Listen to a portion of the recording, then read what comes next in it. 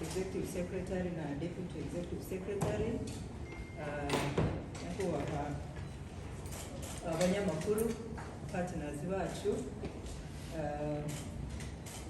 Madame Shima Diane, wifuza kuba umukandida mu mwanya wa perezida, tubahaye ikaze muri komisiyo y'igihugu y'amatora.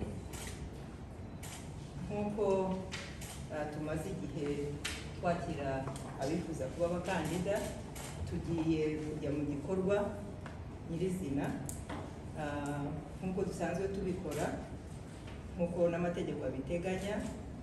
Turagenda dusoma ibisabwa nk'uko amategeko abiteganya. Madame Shima Diane mugende mudushyikiriza iyo byangombwa. Icya mbere ni ibaruwa itanga kandidatire.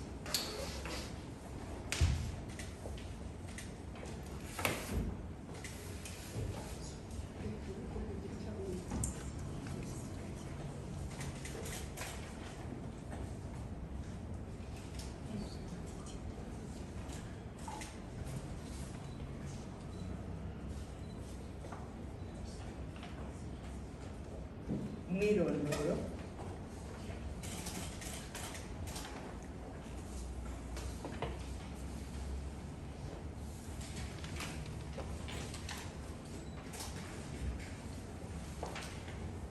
amafoto abiri magufi y'amabara.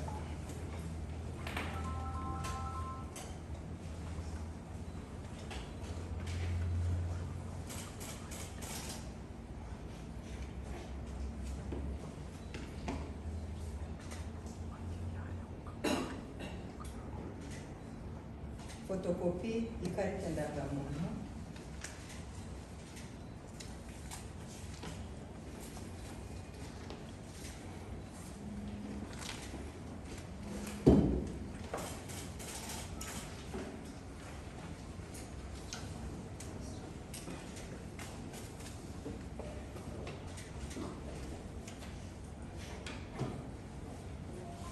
icyemezo cy'amavuko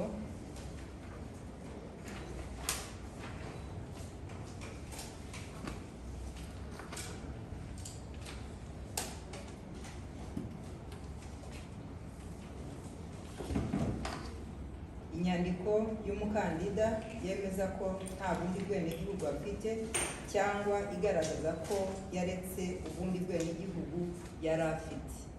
nagerageje kuvugana n'inzego nabasobanurira, iyi ni inyandiko yayo muyandikira isanzwe. Inyandiko y'umukandida yemeza ko nta bundi bwenegihugu afite cyangwa igaragaza ko yaretse ubundi bwenegihugu yari afite. ntabwo bajya babisobanurira neza, naje komisiyo ibyo bizabitugezaho nta kibazo. Icyemezo kigaragaza ko umuntu yakatiwe cyangwa atakatiwe n'inkiko kitarengeje amezi 6.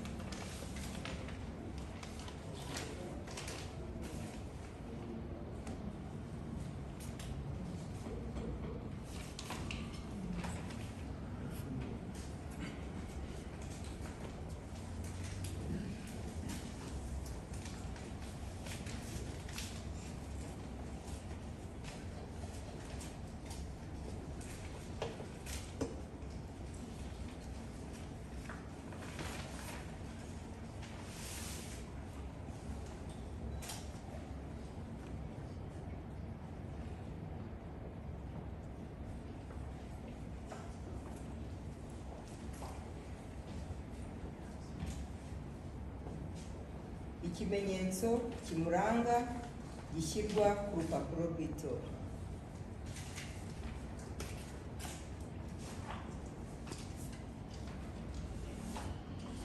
Ilisiti y'abantu nibura 600 bashyigikiye kandidatire.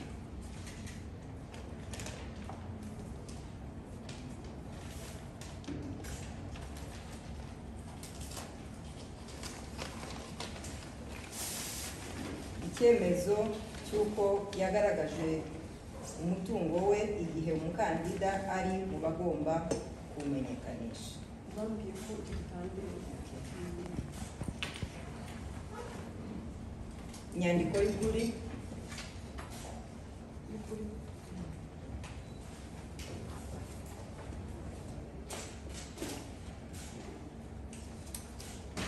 Icyemezo cyerekana ko umukandida yaretse ubundi bwenegihugu.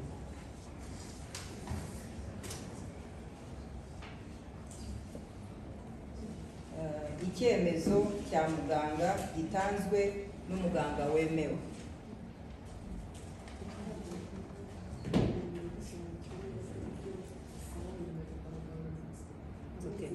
Ibyo utafite nonaha nta kibazo cyari igihe kigenwa n'amategeko.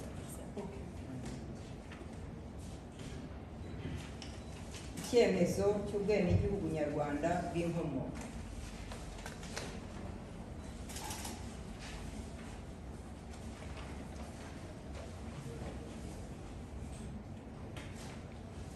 Murakoze. Nagira ngo menyeshe uwifuza kuba umukandida ku mwanya wa perezida Madame Shima Diane.